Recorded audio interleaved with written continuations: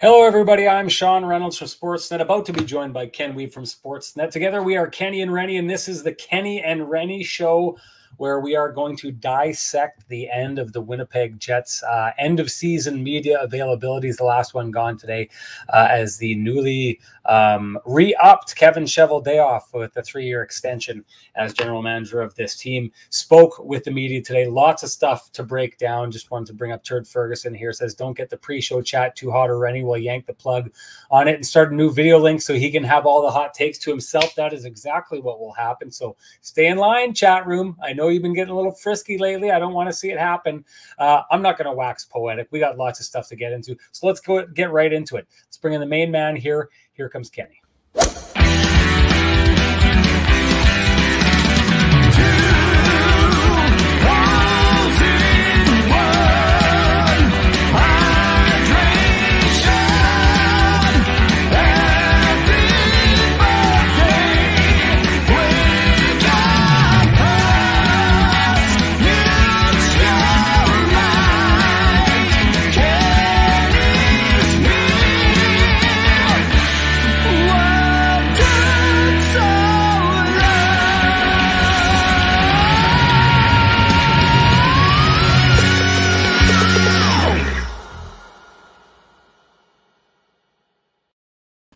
I will never get sick of that song, and I will never get sick of chatting hockey with this guy right here. Fresh off breaking the news of Kevin Cheveldayoff with his 3-year contract extension. Great work on that, Kenny.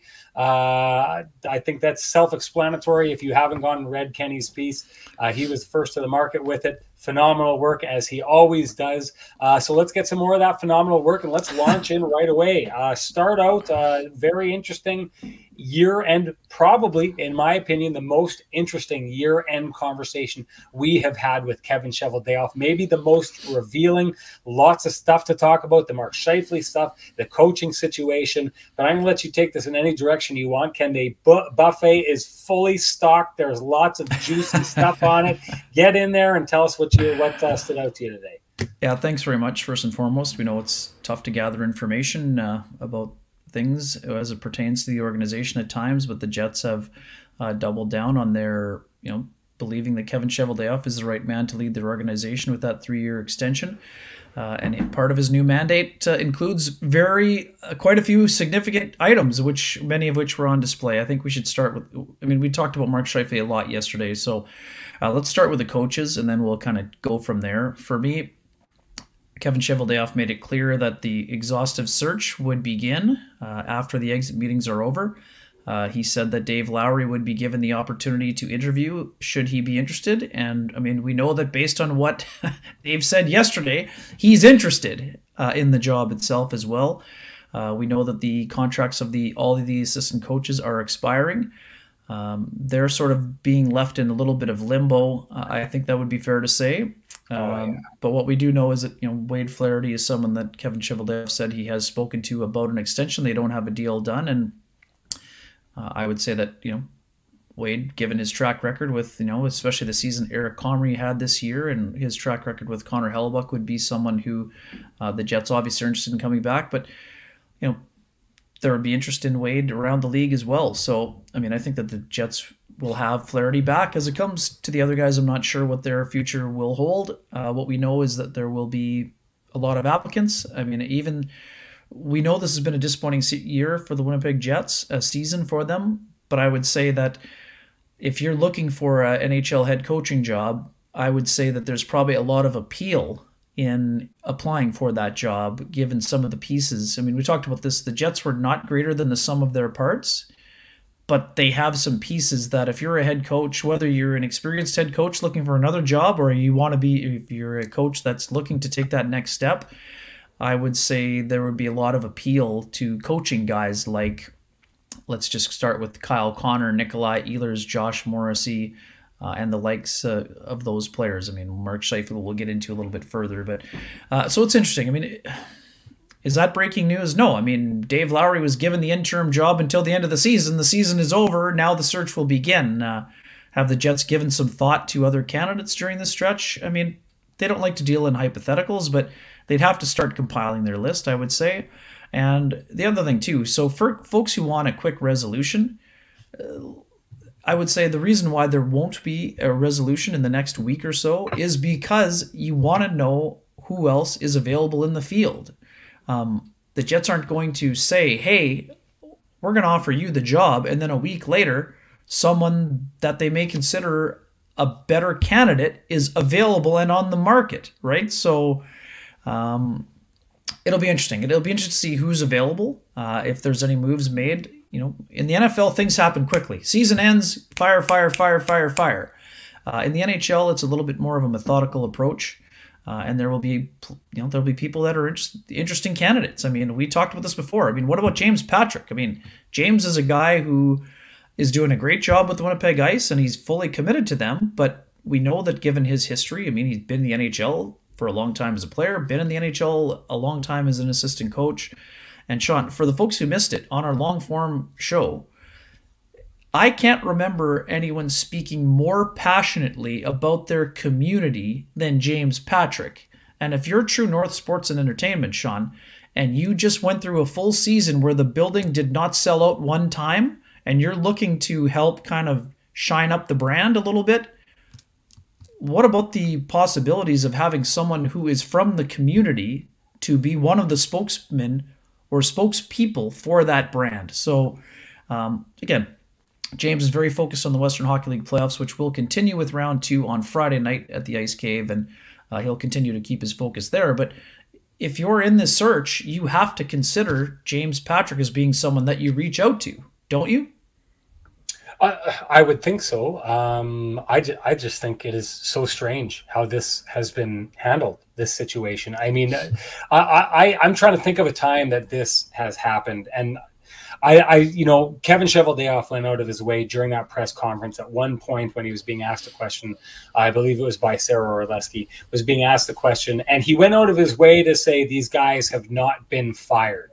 But I say it like this, if I went home to my wife right now, who I have a relationship with, and relationships are relationships, and I said to my wife, listen, I'm going to go out there and I'm going to look around for another wife. I'm not saying I'm done with you, but I'm going to go and see what's out there for just a little bit to see what's offered out there on the market, and then I'll get back to you. Don't go anywhere. I mean, I think that this is handled really strange, and for all of you out there, Ken, you could do this as well. You in the chat room, any of you who think that Dave Lowry is going to be back as the head coach, put up your hand, okay, and leave it up there until the end of the show. And the burning that you feel in the muscles in your arm from holding up your arm that long is the punishment that you get for believing that. I don't understand why this is happening. To me, this is a tough situation. I mean, maybe there's been conversations behind the scene. Maybe the Jets coaches are okay with this, sitting in limbo, waiting to see if a new coach comes in and decides to hire them and keep them on. But I'll say this. If we get to a situation where, a month from now, 2 weeks from now, however long, the Jets hire a new coach and he comes in and brings in his own coaching group and lets Dave Lowry go and Jamie Compound go and Charlie Huddy go, we'll look back on this time and say it would have been the right thing to do for Mark Chipman to fire those coaches at that time. Merciful, I would say, for them to fire them at that time, not leave them twisting in the wind in this situation. The only thing I can think, Ken, other than the fact that maybe they'd bring someone in who would hire those coaches back on, and if that was the case, I think that you would feel like maybe there was something in the works already and you wouldn't have to do this situation. The only thing I can think is that the Jets are worried everything is going to follow through and they need to fall back on this coaching staff. And I don't think that can possibly be the case, but I wouldn't have thought it would possibly be the case that you tell a coach that he's welcome, more than welcome to apply for his own job, which he has right now as you go out and look for other people. I think this is mismanaged. This should not be happening this way. Maybe those coaches know something I don't, but from the outside, from the hockey world view, that these coaches are sitting here waiting for the Jets to audition different coaches before they get back to them with their future. I think it's a bad look, and it does not look like you are treating your coaches very good on the way out the door. Yeah, I mean, it's always a sensitive subject for sure. I mean, no one wants to see anyone get fired. I mean, having gone through something similar, I guess it was a layoff, but I mean, the reality is that these guys are at the end of their contracts, and I mean that comes with unrest as it is, right? I mean, and we even heard Dave Lowry talking about that yesterday, right? I mean, it's a tough situation to be in, but it is what you sign up for. In terms of the direction, I mean, who knows? Maybe there is a previous relationship with the next guy that gets hired if it's not Dave Lowry. So twisting in the wind is no fun for anyone, Sean. I know where you're coming from, but I mean, we'll see where this goes. I mean, I think that like I said, I don't expect this to be resolved in the, immediate, in the short term future here. How long that's going to take, I don't know. I would think the Jets are going to have a new coach before the NHL draft. I think that would be a situation where, it's the first time it's going to be on site in a long time. I think it's an opportunity for them to trot out their head coach and have some national interest in a head coach. Paul Maurice used to go to the draft, not to be around the draft, but because he's a good speaker, people want to be around and talk to Paul Maurice if you're a journalist around the league. So I would think that it's going to be done by that time. I would think it's probably going to be done closer to in the month of June. But we also know the NHL doesn't love announcements happening during the Stanley Cup Finals. So maybe there's, will it have to wait until after that? I mean, we'll see. But there are three clear priorities for the Winnipeg Jets going into this offseason. Hiring a new head coach and coaching staff, possibly. Figuring out what's happening with Mark Scheifele and trying to figure out what Pierre-Luc Dubois' next contract looked like. Kevin Cheveldayoff today didn't sound like a guy who was concerned by Mark Scheifele's comments. Is that just his public approach? I mean, that remains to be seen. He saw passion, but it was also going to be the job of Kevin Cheveldayoff to convince Mark Scheifele why the Jets make sense for him should he continue to want to be part of the organization. So in terms of Dubois, Cheveldayoff was a little bit more forthcoming, saying that Pierre-Luc Dubois knows exactly where we stand when it comes to him.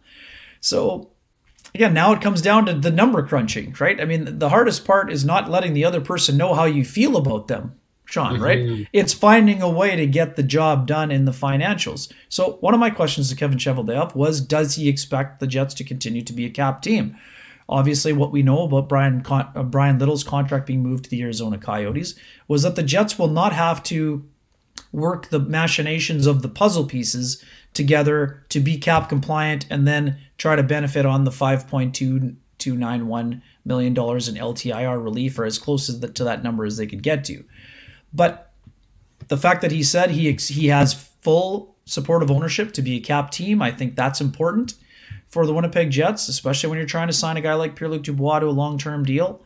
It's important when it comes to deciding whether or not Mark Scheifele will be part of the solution in terms of trying to get the organization around or turned around. So it's going to be an very interesting time. And beyond that, there's other priorities, right, Sean? I mean, the Jets need to figure out what they're doing on the back end with their defense core.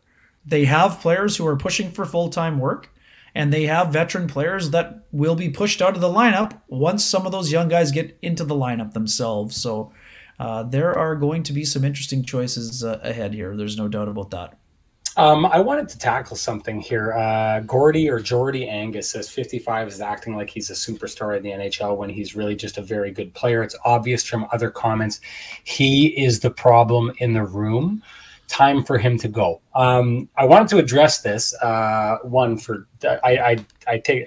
take issue with the idea that he's not a superstar. Again, third in the NHL right now with the most consecutive point per game seasons. This guy offensively is a superstar. There's no denying that, the amount of points that he puts up. But I kind of wanted to tackle this because I know that there's a lot of people out there who've really turned on Mark Scheifele after this has happened. And I understand it, right? He wears an A.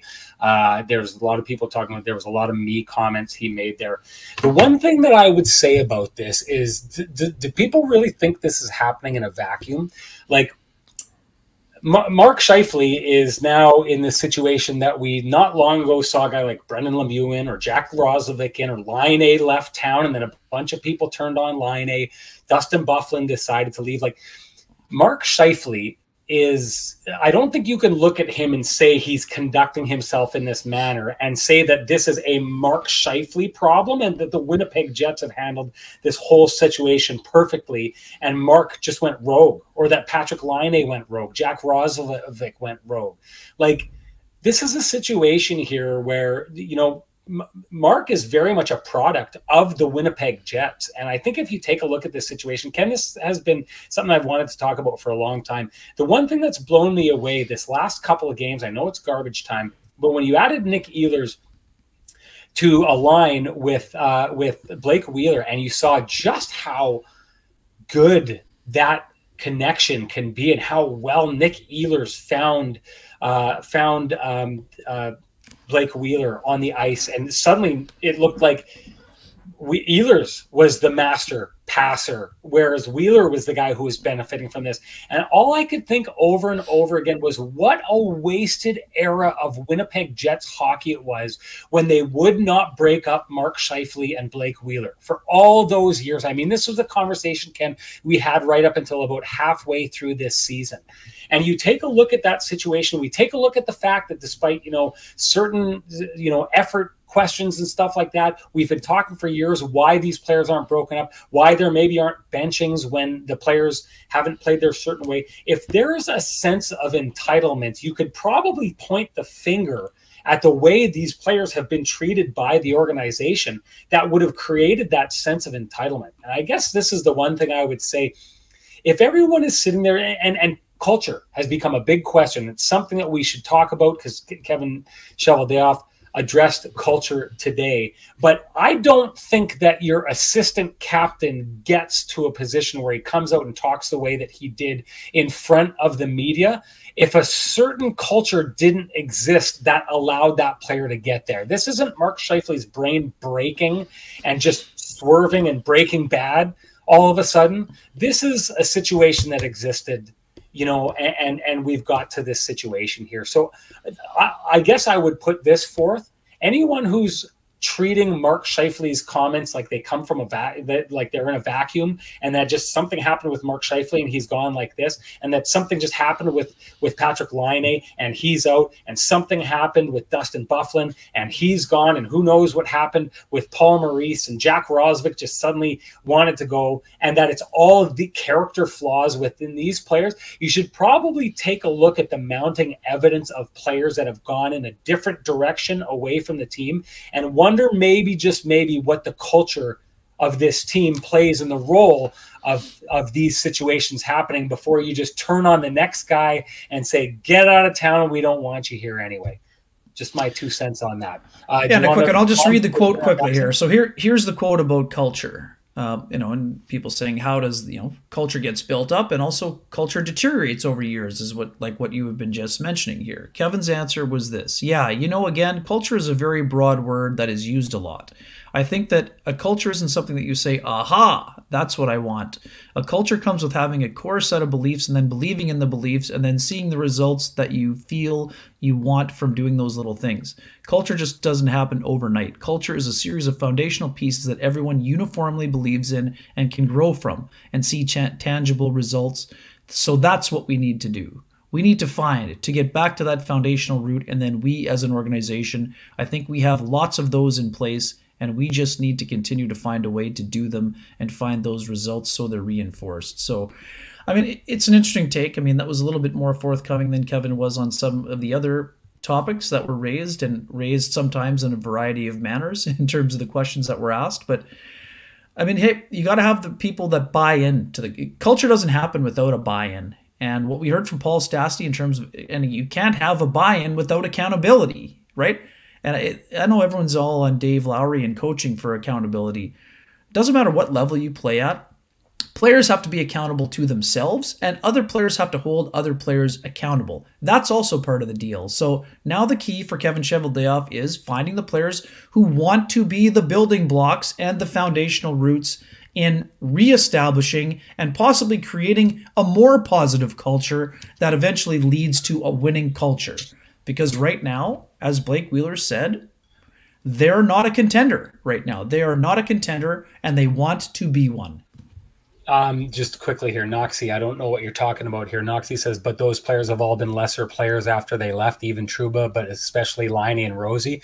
Laine hit a point per game for the first time in his career this season. Rosie put up numbers that he never did here in Winnipeg, and I think the New York Rangers are very happy with the way Trouba's played. I don't think this stands up, but if you were right, Noxie, and you are suggesting that the Jets had to move these players because there were character issues or flaws, then now you have to question the Jets' interview process when they're drafting, because if they keep drafting players they have to move out of town because there are problems in the dressing room, then it sounds like if that's consistently happening, they're not doing their due diligence before the draft and drafting players that eventually they need to move out of town because they become a problem. Before we move on here, just want to make sure that we give a shout out to our sponsors. Cambrian Credit Union is one that we've been so happy to get on board. We brought this fancy board that they gave us the other day, and we're proud of it. We're proud to be sponsored, in fact, by Cambrian Credit Union. And why? Well, besides being customers, we love that Cambrian is a local organization that supports our communities. On the screen, as you see, we have a list of sponsorships and donations Cambrian made in 2021.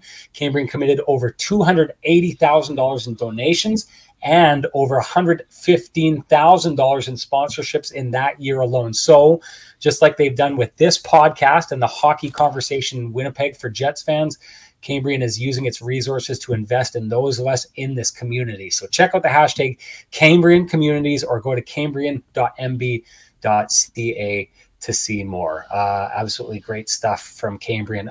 Let's bring in the guys that everyone's been waiting. We're going to bring them both in at the same time, so we can't bring out the music yet. But Jeff Hamilton and Scott Billick, it would be a sin on my part and Ken's part if we brought this season to a close without getting your guys' take on the season. But on the comments that were made today. We're going to start with Scotty here. You've got the floor, Scott. No one's retorting to anything. Just give us an idea of what stands out to you after Kevin Cheveldayoff talked and what you think about it. I mean, is it fair to say not a whole lot? Because Kevin Cheveldayoff didn't really say a whole lot again. That's sort of it. I mean, I guess it's good for the fact that you're going to do a coaching search and all that stuff. It's kind of weird though that you're going to let your older guys kind of be a part of that, I guess, or reapply for the jobs that they still hold right now because their contracts aren't renewed or their renewals come up and I guess they cease to be employed by the team in July. Like I feel I feel that's a little weird, but I think you would have wanted Kevin Cheveldayoff to come out and be a little bit more frank with the fan base. This is you've had all these players, there's nothing to hide behind anymore, right? It's not like the players are just saying, the standard things that they would say if everything was, they don't feel it's a big deal. But I mean, Paul Stastny's comments yesterday were quite striking. I thought, not to mention the Mark Scheifele situation and all that. I thought that Kevin Cheveldayoff poured a little bit of water on the Scheifele, comments, and he hadn't talked to him yet. Of course, you can't say that he's lied about him not asking for a trade when he hasn't talked to him yet. So I thought that was kind of a little bit of, interesting, but yeah, I don't know. I mean, I get they're trying to move forward. I still don't really know what the vision is for this club because, I asked Kevin Cheveldayoff about that. It was asked again, I think, by another reporter. It just seems like it's just the status quo. I mean, they're going to look for, obviously, they're going to have a fourth head coach here in 11 years trying to do it. But, they think that they have the core here to do that. A lot of the talk that has been at the end of this year is that maybe this core needs to change. I didn't really hear that. He was asked about the captaincy. I think Jeff might have even asked that question about if, the letters need to change or just that the leadership group needs to change here. He didn't really talk about that too much.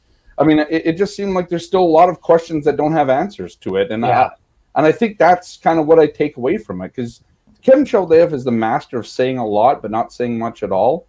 And I think he did that again today. And it's just the way it is around here. I think that the players, those were the ones that you really got the feel of where this team is at because I think Kevin Cheveldayoff tried to cover it up a little bit, and they don't have Paul Maurice anymore to do that either.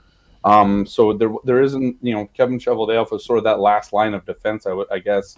And he was he tried to just make it all seem a little bit better than it is. And, you know, I think it's worse. We always say it's not as bad as it is, or it seems, it's not as good as it seems, but it does seem as bad as it seems right now with this team, just with some of the things that not everybody pulling in the same direction on this team. And I'm not sure we got anywhere closer to any sort of understanding of why that is, or what's going to actually change here. I mean, it's going to be left now to what Kevin Cheveldayoff does over this offseason, who the new head coach is, all of that stuff. But I'm just not sure I know what the vision is going forward for this team.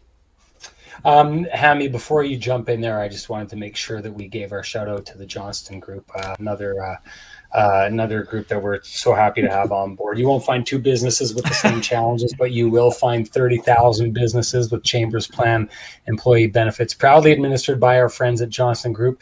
Chambers Plan is Canada's #1 plan for employee benefits because it evolves with the way you work and live. The plan is run as a not-for-profit designed specifically to support small businesses, and its unique pooling strategy keeps rates stable so you won't have any surprises at your next renewal.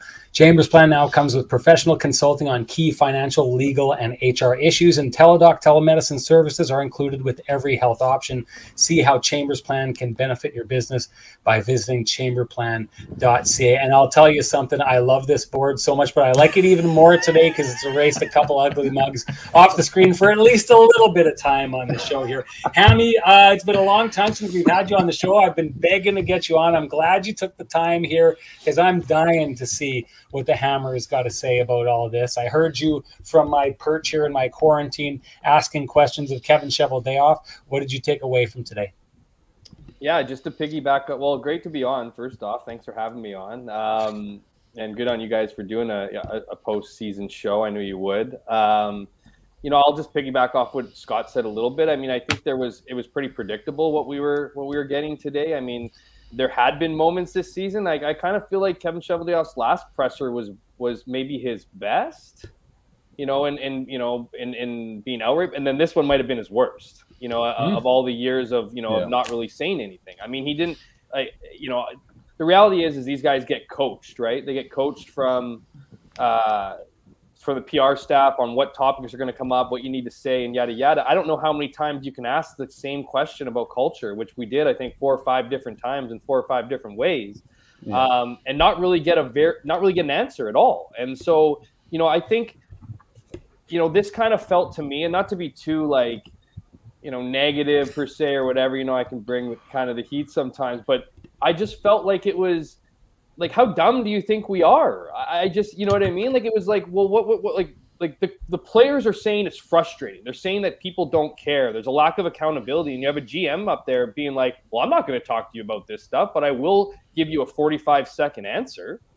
And on, you know, there's a couple different things, like, you know, the whole coaching thing. I mean, what are we doing here? Like, how nicely can you possibly say we're not going to be renewing your contract? Why can't you just stand up there and say we're not renewing this coaching staff's contracts? Why do you have to go and say, like, are you kidding me? You think those guys left their chats yesterday thinking, oh, cool, my job's still available.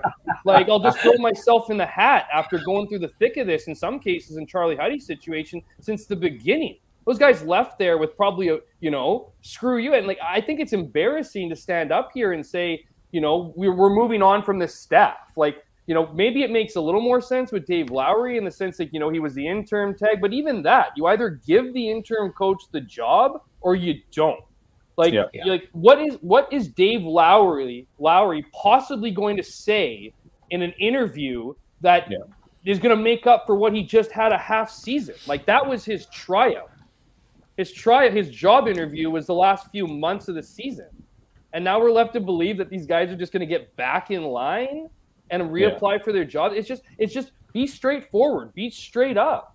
Yeah. You know what I mean? Like, and it's not like that's all you had to, you know, we're moving on from these guys. You know, we appreciate what they did, what they were able to do. We need a new change. This whole idea that there's some kind of window left open that any and all could return is just like, you can't make up your own mind. And I mean, from the culture perspective, I think he needed to say there were problems in the room. And I think, you know, like it's just this, you know, if you want to go to accountability to players, I mean, the guy at the top can't say, I never heard him once say he messed up, you know, that we were wrong, that this was, you know what I mean? And I'm not saying that, you know, you necessarily have to come out and say everything we did was wrong, but I just felt like it was just kind of like, okay, well, we're going to figure this out, and I'm happy to be on it. I thought it was, think about this, though, for a second. There's no way that the Jets, I mean, good on you, Kenny, for scooping the 3-year extension on Kevin Scheifele, but I imagine he didn't want to talk about that, and I imagine he didn't want to talk about his staff. If that nugget doesn't come out today, we're not, you know, we're asking about the staff. They would have already made a decision, and we would then he would say, you know, we're going to really look into that, right? He would have had to outright lie about the staff. And you know, he would have had a little bit of a, you know, a bit of a window there to say, like, okay, you know, we're still, you know, reviewing things because their contracts are still up. But it was just a real, you know, lack of honesty and all this. And what I thought begged for a situation where you could just do some brutal honesty. And I think brutal honesty would have went a long way to a lot of fans. I mean, if they understand the apathy that's sinking into this organization, then you would have taken what I thought was your real opportunity to not, you know, admit that everything is bad and yada yada, but to at least have some pure honesty, so fans could go, you know what, maybe we will give them the offseason to give a chance. At this point, I don't know how you look at today's press conference and go, oh yeah, better days ahead. I think there's more problems or more questions than there are answers. That's a really good point. Hey, I've got a question. I'm going to start with you, Ken, because we haven't heard from you for a little bit.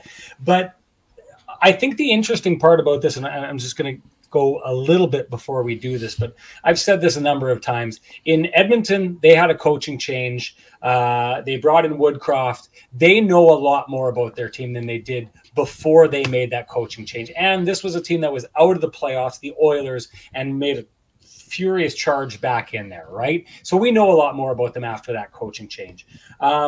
Similar with Vancouver. They didn't quite get to the playoffs, but they stormed past the Jets, which I thought was not possible when that coaching change was made. You learned a lot about those players. Even in Montreal, where Marty St. Louis came in, players like Cole Caulfield.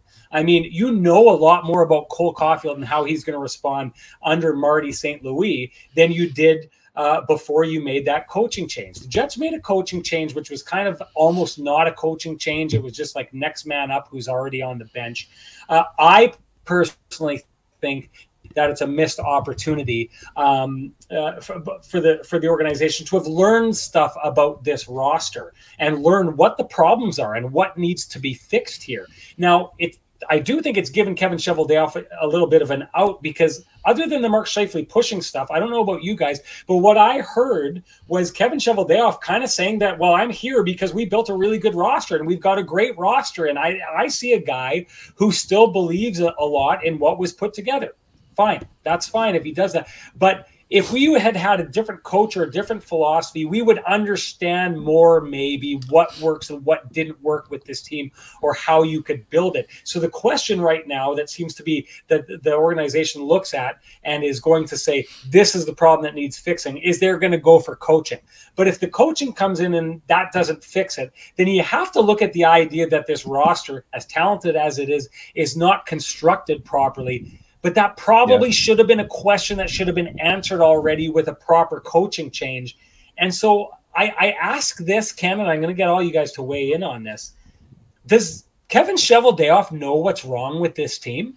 Because to the point that both gentlemen just made here, there wasn't a lot of overt conversation about this or that. Like, there is nothing about any of the comments that was made here that people seem to understand exactly what went wrong this year. Does Kevin Cheveldayoff know what's wrong with this team right now? I mean, he did say, I mean, one of the franker comments was they need to defend better, which, yes, we all know, but that is part of it. You just asked me what the biggest problem is. They don't defend well, Sean. That's the problem. And I'm not saying it's a bad answer by you, but what I'm saying is that's Captain Obvious, right? You don't need anyone other than an NHL.ca. Why don't they defend better? Right. No, exactly. There you go. That's what I'm talking about. Sure. Like my 10-year-old nephew, just keep asking why to every answer you get. Eventually you get to the truth. You know, eventually I have to put my life on a platter for him. Right? Yeah, love it. Well put. The Jets, again, the Jets learned about Dylan Sandberg. Dylan Sandberg's ready to be in the NHL. And most likely, not only is he ready to be in the NHL, he's ready to be in the top 4. The Jets have defended better when Dylan Sandberg is on the ice. So I do think to a degree, not to the same degree as a Cole Caulfield, they did learn that. And I also think that they learned that Ville Heinola is ready, even though he didn't get more games. He's ready. He's ready. Keep going, Ken. He'll be in the lineup. No. You'll get your turn. Thank you, friend. But yeah, I mean, I do think they have learned. I mean, certain things. Did their actions correspond with what we learned?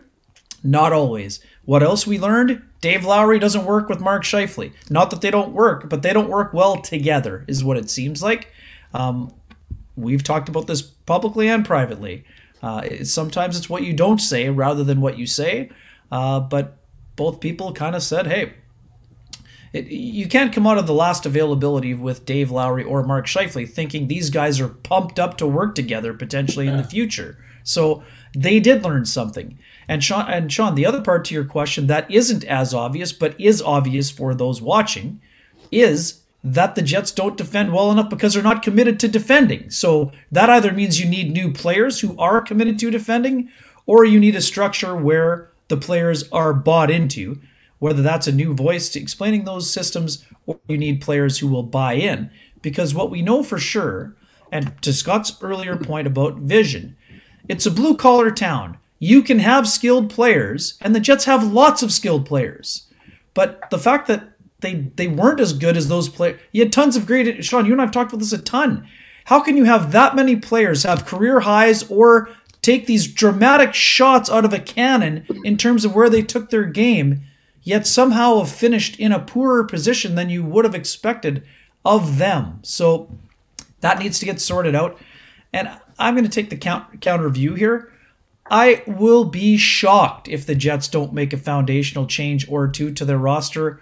They know the roster's not good enough, and they know they need to replace certain people on the roster, even if it means addition by subtraction. And again, that's not the way most teams go, but they need to change the roster. I expect them to make some changes. How deep those cuts are going to be, we'll see. I mean, that's my personal view. Even if they're, again, this is my thing.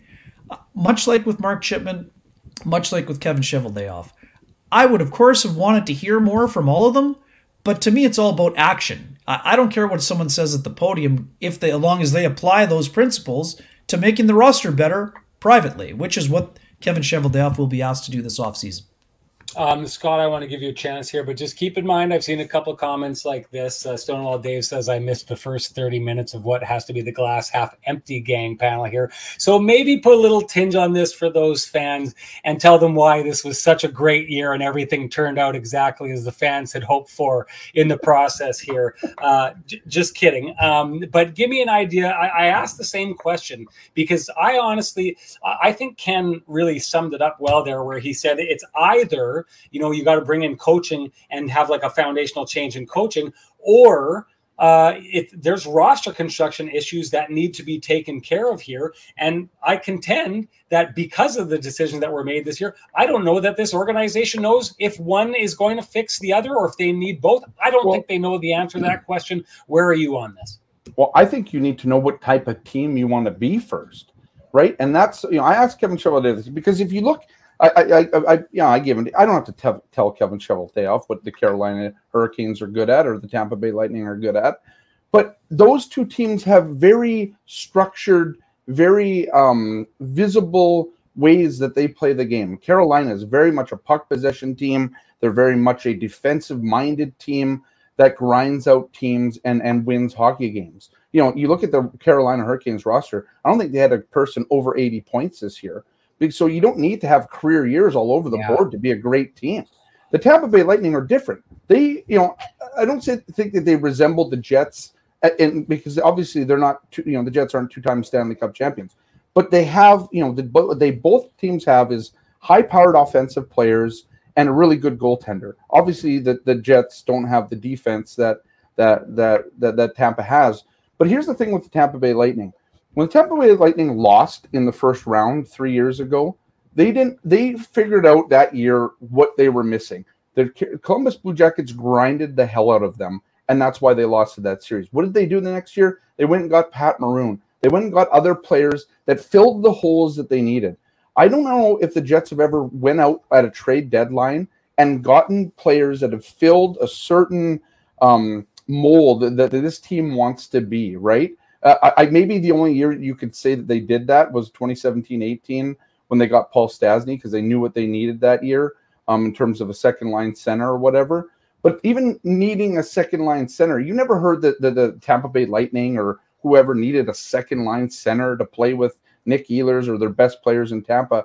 No, they went out and got Barclay Goodrow and Maroon and other players like that filled a vision of what the team is. And I just don't think the Jets know who they want to be. They just, I mean, we've talked about they draft the same players over and over again. You know, there's not a lot of diversity in their prospect pool. But I just don't know what they want to be. And I think that's one of the questions that Kevin Cheveldayoff wasn't able to answer today. Was I don't think he knows what the team needs. And so to answer your question, I'm not sure. I don't know if I don't know, because we haven't seen it yet. Like I don't know what this team kind of came together, clicked, as Cheveldayoff said multiple times today, in that 2017-18 season. But they had essentially the same team the next year. And after they became first place, they did the exact opposite, basically, of what St. Louis did. They went from first to worst, essentially. They didn't actually go to worst place. But if you allowed that season to play on any longer, they would have been last place, just based on the analytics and that.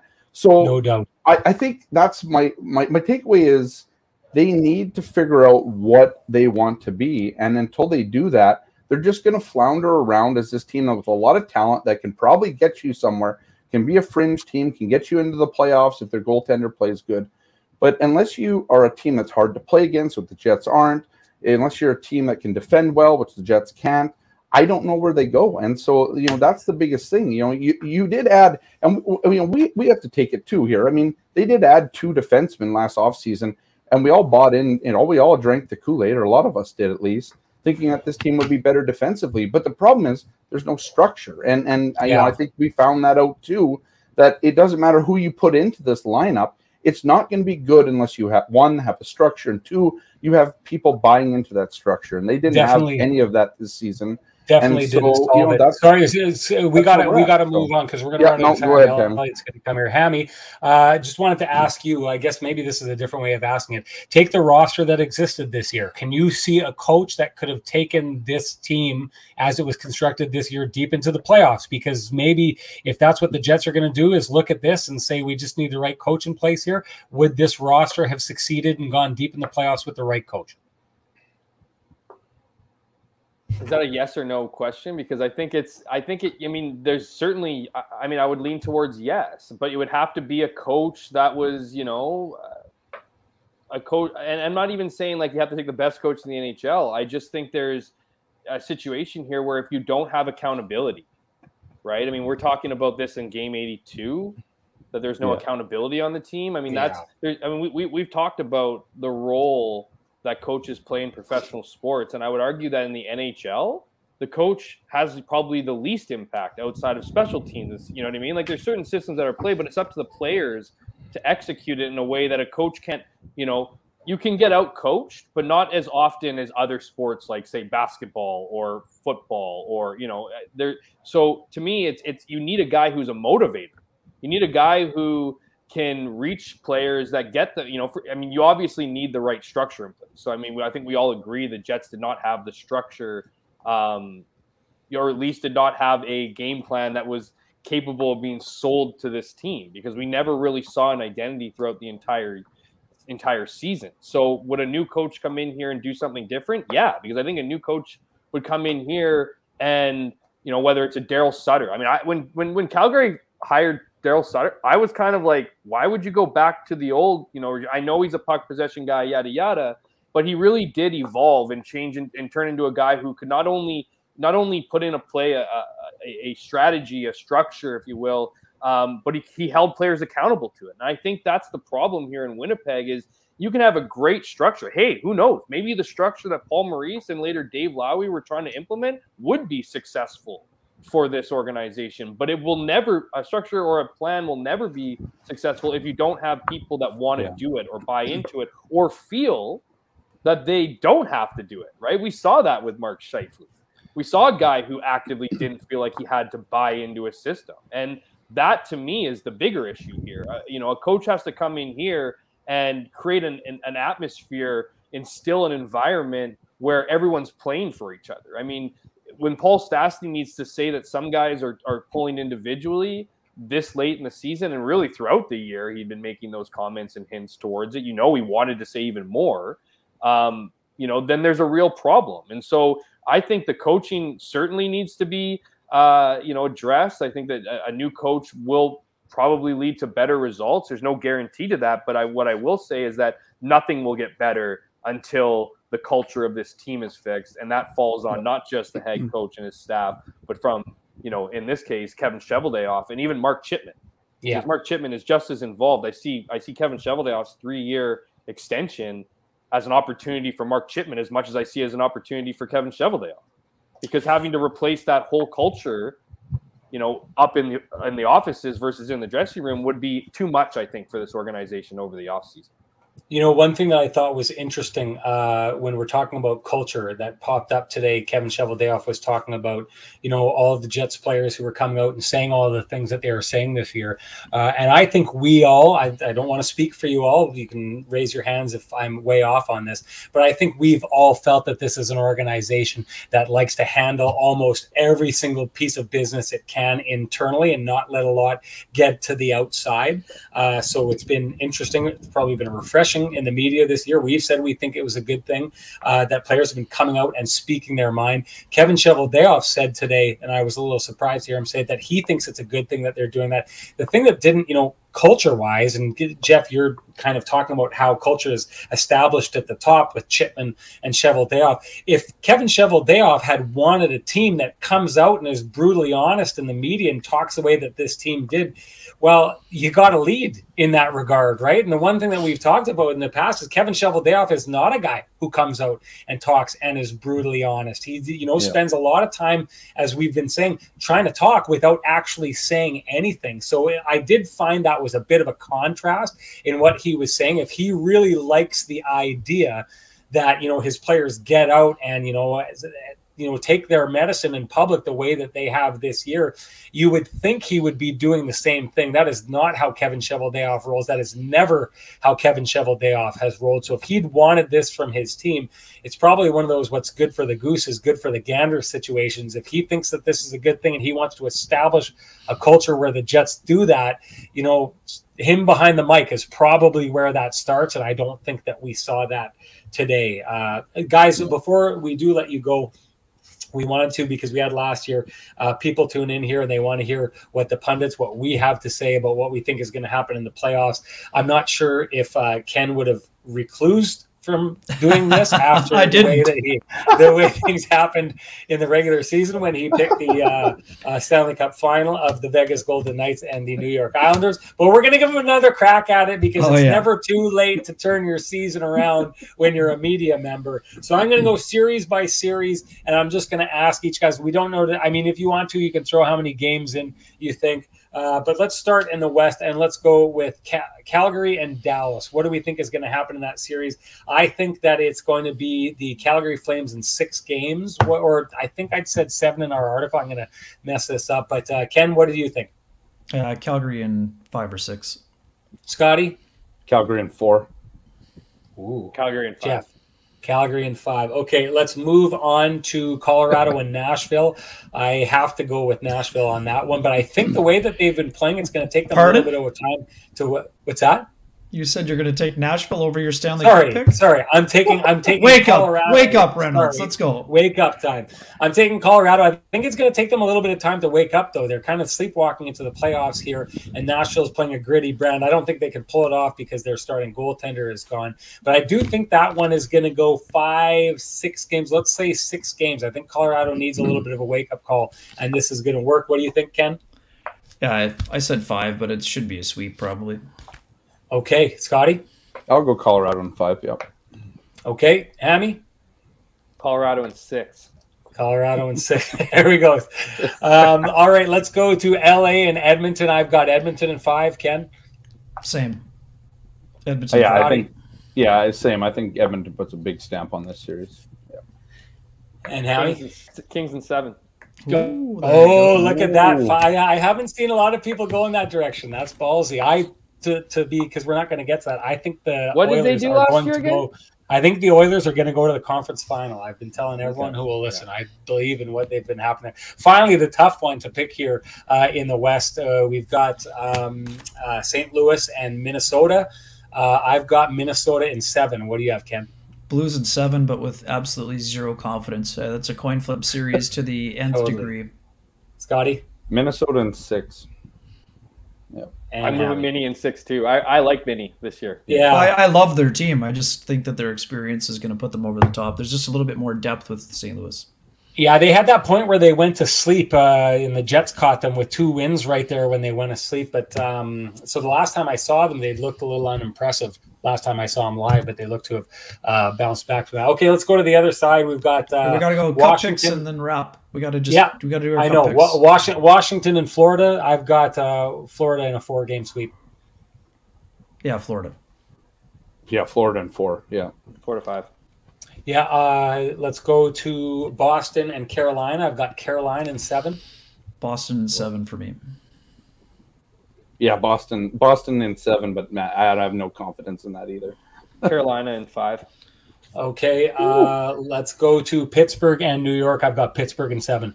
Rangers in 6. Yeah, Rangers in 6. Yeah, Rangers in 7. Okay, and last one, the one everyone's interested in is the Leafs and Tampa Bay. I've got Tampa in 6. Tampa in 7. Yeah, misery continues. Tampa in 6. Tampa 7. There we go. Okay, guys, really appreciate this. Great work all season. We really appreciate having you around. We've got some stuff brewing. Maybe call on you to come back in. Would be great if we could do that. If not, have a great off season, guys. Appreciate your time. Awesome. Thanks. Yep. Okay. Okay, and now let's get Elliotte in here. We've made him wait long enough. He's been patiently in the room there. Elliotte, I don't think that there's a louder team so far heading into the offseason and now in the offseason than the Winnipeg Jets. Have you been surprised at all by what you've seen happening? Let me just get myself out of this light here. Okay, the sun is shining down on you, yes. It's the sunbeam. It's a halo above your head. Way to save our show. Beyond help, Sean. Beyond help. I would just say that. It's been interesting. There's no question about that. Look, there's already been a lot of news. Kevin Cheveldayoff getting an extension, as Ken, you reported the other day. Now that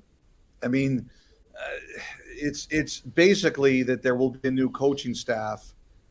Even though Dave Lowry gets to interview and the assistant coaches, I guess, aside from Wade Flaherty, could come back. It wasn't exactly a ringing endorsement, so it sounds like there's going to be a new coaching staff. There's the Mark Scheifele comments, which I think caught some people by surprise. I don't think anybody was really surprised by what Scheifele had to say. I think they were surprised that they got out publicly, that Scheifele went out publicly with it. I think they did get some good news. I've heard some positive about Connor Hellebuyck and that he's okay with where he is and everything. So that's big for the Jets. I mean, I think obviously it would, if the Jets aren't going to contend, I think that might change a lot of people's opinions. But I've heard that as long as the plan is to contend, that Hellebuyck is okay. But I still think we're waiting on some more people. How do some other players feel about their future? As you guys know, and you guys have been around the team, all of this stuff has been bubbling underneath the surface for a few months now. It was just a matter of when it would filter its way out, right? And with Scheifele yesterday, it started to filter its way out. Yeah, what's the reaction been around the league regarding Mark's comments? I know there have been a lot of people have been hearing a lot of things from people. What's the overriding theme, and how do people maybe that might be in the Mark Scheifele market feel about Mark Scheifele being potentially available? Well, I don't think, Ken, I honestly think that a lot of people kind of thought this would happen, that maybe this would be a summer where the Winnipeg Jets and Mark Scheifele discussed the possibility of a fresh start or a divorce or whatever you want to call it. I just don't think anybody was expecting it to happen the way it did happen. to come out publicly at the end of the season like that. So I know that definitely caught some people by surprise. You know, you guys know Cheveldayoff. He tries to be a vault, right? Like he's out of the Lamorello Iserman mold where information is like it's like a piece of gold coin. We don't give it away very easily. I don't think they would like their business to be discussed like that, but it's out there and it caught some people by surprise. But again, like you guys have been there. I'm a province away. You guys would know better than me. I don't think it shocked anyone, the concept of it. It's just the fact it's out there. Elliotte, I think there's two ways to look at this situation. The Jets are either a really talented team where Kevin Cheveldayoff has done a phenomenal job of amassing all of this talent, and they're just, a tweak away from turning things around and becoming the Stanley Cup champion that so many people in this market thought they could be. Or the other way to look at it, if you're, glass half empty kind of fan, is 2018 happened. The Jets were a team that was ascending to the throne in the NHL, and a lot of things have gone wrong since then, and their general manager hasn't been able to figure out what that is, and it's culminated in this team's fortunes kind of trending downwards if you're looking at this as a stock. It leads to a question of, were you surprised Kevin Cheveldayoff got an extension? Because if you're looking at a glass half full, this is a guy who knows how to stock the cupboards with talent. If you're looking at a glass half empty, you're wondering if this is the guy who knows how to construct this roster into one that can take the next step. I was not surprised he got an extension, Sean, just because I've dealt with the owner enough to understand the way the owner generally thinks. And I think the owner, Mark Chipman, there is generally a person who believes in stability as much as he can create it, that he believes in he doesn't believe in a lot of turnover. And if you take a look at the teams that do have a lot of turnover, they tend to do very poorly. And I think he just felt – I also think the other thing, and this is my curiosity, is when was this extension done? Like, that's the other question I kind of wonder. And someone actually asked me that tonight, just not long after I was coming on with you guys. They suspect that this extension may not have been like now, that this extension may have been done – I don't know when, but it may have been already done.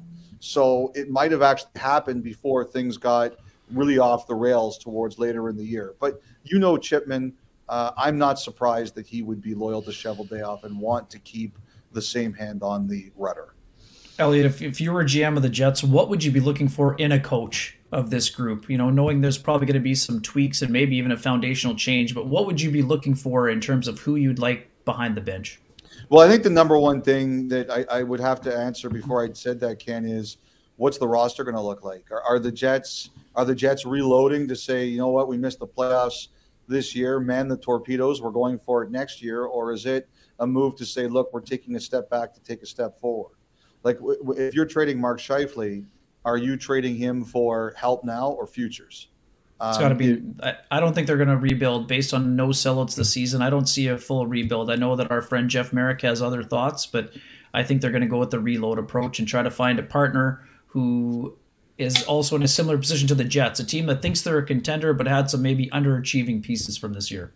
Well, first of all, you should never listen to anything Merrick says because he's insane. Like, his ideas are stupid and terrible. The only reason I allow him on the podcast is because he makes me look good. That's why. So if let's assume we're going in that direction, then I think you're looking. The number one thing now that you have to do is it's a long, hard season, right? And it is a season where you have to you look at a guy like Boudreau in Vancouver. He's not the best X's and O's coach, but he gets players to play for him. If you listen to guys like Pedersen talk about him today, it's like he creates an environment where you want to play. But the thing that concerned me the most about what Stastny said is he's basically saying that you guys had a lot of guys who were on their own plan and didn't care enough, right? So you have two choices. You either ship those players out or you bring someone in who's firm enough to get everybody on the same page. And I really think, guys, that they're going to look for a guy who is firm but also understands that you have to make guys want to play for you. I think they're going to look for someone with a presence, someone with a bit of gravitas, whether as a player or a coach previously, who will understand what it's like to be a player whilst understanding what it's like to get them in line. Rick Tocchet fit that mold? Sorry, Sean. I do think Rick Tocchet is the kind of person that would fit that mold, absolutely. But I think that Rick Tocchet's going to have interest.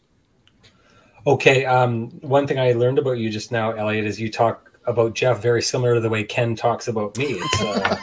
It's, Ken at least does it to my face, not behind his back on some small town podcast. Are you kidding? I say this stuff to Merrick too. Believe me, he's heard it all before. Before we move on, you brought up Tocchet. What other names come to mind when you describe a coach like that? What other names come to mind? Boy, it's a great question. I like Travis Green. Like to me, Travis Green's a guy who I'm really curious to see about in his second job. Like, you know, like, is he a person who, you know, looks at what went right and went wrong in his first job and says, I'll be better in my second one. You know, the other guy who I think, and he's not the sexiest name in terms of the way his teams play, but he always brings structure. And that's a guy like Claude Julien. Mm-hmm. And like, you know, he's like the one thing I wonder about is, does the Jets want a young coach or do the Jets want somebody with experience? And like Travis Green's a guy who's been in the NHL. Claude Julien is another guy. Obviously, I think he wants to get back in. Rick Tocchet is a great name. But you know, Lane Lambert is another guy. I think sooner or later, Lane Lambert's going to get his chance, right? And like the other thing too is, and I assume he's got one more year on his contract. I assume he's going back. But if there was ever a reason that Barry Trotz wasn't going back to the Islanders, I got to think the Jets don't do this to this audience. The Jets would kidnap him from Long Island and not let him go anywhere else. But like I want to say, I have no intel that says to me he won't be back in New York next year. Boy, guys, I got to do one more question, then I got to go to my meeting. Ken, do you want it? No, you go ahead. I'm going to defer to you because I doubled up. Okay, last one, because you'll be able to get through this quickly. What would a market for Mark Scheifele be like? It's going to be big. The market will be big.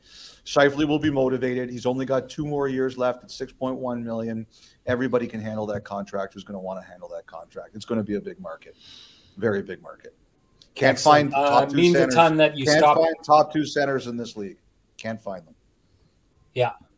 No doubt, point per game player for the last 6 seasons, and has shown he can do it defensively when he's been engaged in the past. Hey, thank you so much. Hey, T-Will, you're killing me, man.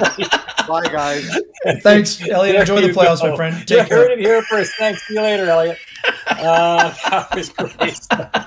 As soon as he said Barry Trotz, I was like, you do not know what you are doing to this audience right now. Like 1,000 glasses, all the half-empty, half-full glasses that everyone has been talking about during the show right now, they all dropped and smashed on the floor when he brought up that name. Listen, I'll tell you this right now, what a boon that would be for the organization. If you're talking about a guy, if there's questions about culture in Winnipeg and you need that cleaned up, there is a guy who will clean it up right away. If you want a guy who represents the organization well and talks with the media, this is a guy who took a young, new reporter who didn't know the game of hockey in Washington, noticed that her questions were reflecting that she didn't know, and took her behind the scenes to educate her, showed her video to make sure that she was asking the proper questions, because in his mind, a healthy media creates a better conversation, and that's better for the team. This is a guy who, in my mind, if you're ranking him out of 10 as a coach, is an 11.799. This would be an absolute slam dunk, home run, no other way to talk about it. That would be something. I mean, Barry's record speaks for itself, and he's a proud Manitoban as well, just like I said about James Patrick earlier. Like I said, I think the market of interested candidates will be long, and I think that it's an important decision, obviously, and I think the Jets are going to make a decision that suits their group. Yeah. Okay. Thank you so much for joining us. Had a heck of a lot of people showing up here for a awesome. pop-up kind of afternoon show. Thanks for joining us. Thanks, Elliotte, for coming in here. Of course, thanks, Scotty Billick and Jeff Hamilton for coming in here. I'm going to pump the merchandise quick because, we don't do it on our long-form show. But if you're interested in K&R gear, go to www.shopsportsnet store for it. I got to go to the radio right now. It was great to see everybody. We'll Thursday, long form, Dennis Bayek, be there. Bye, everybody.